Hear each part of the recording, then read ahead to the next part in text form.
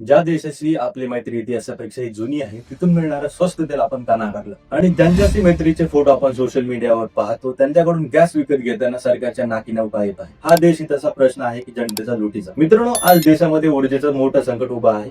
सामान्य माणूस गॅस सिलेंडरच्या वाढत्या भावामुळे होरपळून निघतोय.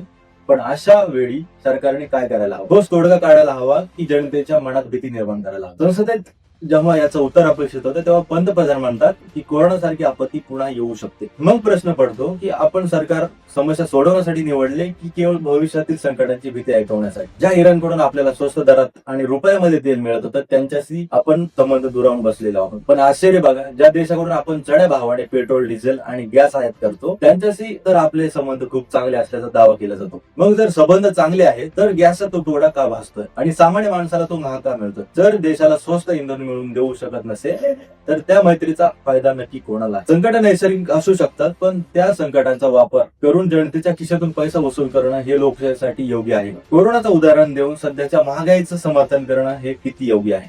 सरकारने हे लक्षात घ्यायला हवं की जनतेने त्यांना त्यांचे प्रश्न सोडवण्यासाठी निवडलेला आहे, केवळ आपत्ती व्यवस्थापनाचे इशारे देण्यासाठी नाही. आज मध्यमवर्गीय आणि गरीब कुटुंबांचं बजेट कोलमडले पण सरकार मात्र ठोस कृतीऐवजी फक्त शब्द फिरवत आहे. मग प्रश्न उरतोच, आपण सरकार का निवडतो? जनतेच्या समस्या सोडवण्यासाठी की अशा भयानक परिस्थितीतही जनतेकडून वसुली करण्यासाठी? ही वेळ राजकारणाची नाही तर जबाबदारी घेण्याची आहे. तुम्हाला काय वाटतं? सरकार खरोखर सामान्य माणसाच्या प्रश्नाकडे दुर्लक्ष करते का? तुमच्या प्रक्रिया गमनामध्ये नक्की सांगा.